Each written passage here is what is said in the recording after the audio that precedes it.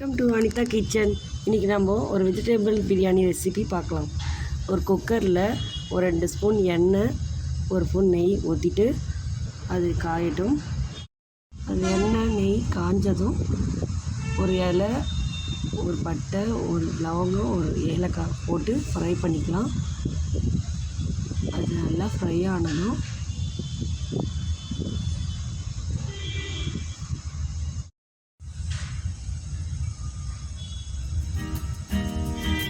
கொஞ்சம் golden brown வந்ததுக்கப்புறம் நீட்டாக அரைஞ்சி வச்ச ஆனியனை போட்டுக்கலாம். அது நல்லா கலரி விட்டுட்டு 6 ஆனியனை நல்லா டீப்பாக ஃப்ரை பண்ணிக்கலாம்.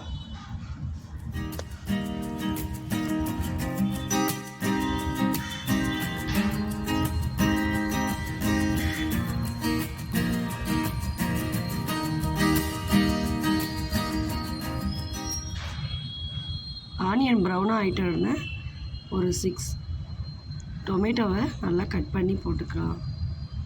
நல்லா வதக்கிக்கணும். அதையும் ரெண்டும் மிக்ஸ் பண்ணி நல்லா ஃப்ரை ஆகணும்.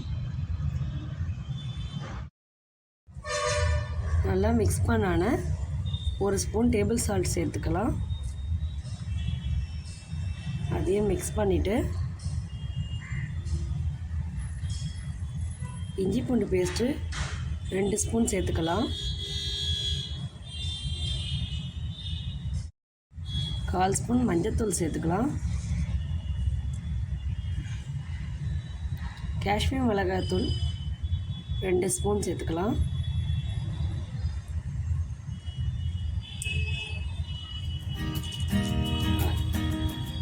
நல்லா மிக்ஸ் பண்ணிவிட்டு தயிர் 1/2 கப் சேர்த்துக்கலாம். தயிர் போட்டு கொஞ்ச நேரம் ஃப்ரை பண்ணணும்.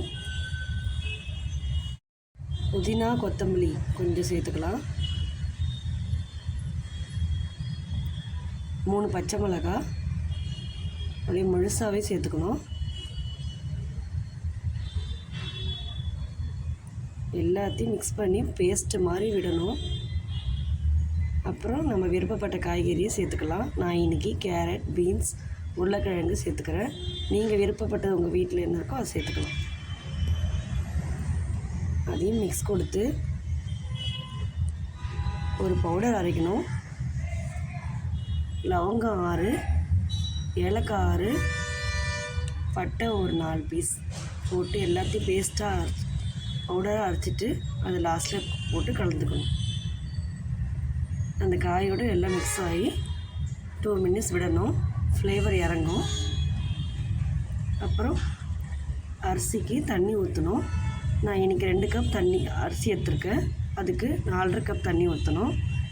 நான் இன்றைக்கி வீட்டில் யூஸ் பண்ணுற அரிசி தான் எடுத்திருக்கேன். நீங்கள் பாஸ்மதி அரிசியாக இருந்தால் 1.25 கப் தண்ணி ஊற்றினா போதும்.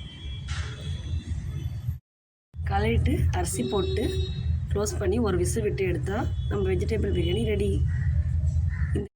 இந்த வீடியோ பிடிச்சிருந்தால் லைக் பண்ணுங்கள், ஷேர் பண்ணுங்கள், சப்ஸ்கிரைப் பண்ணுங்கள். தேங்க்யூ ஃபார் வாட்சிங்.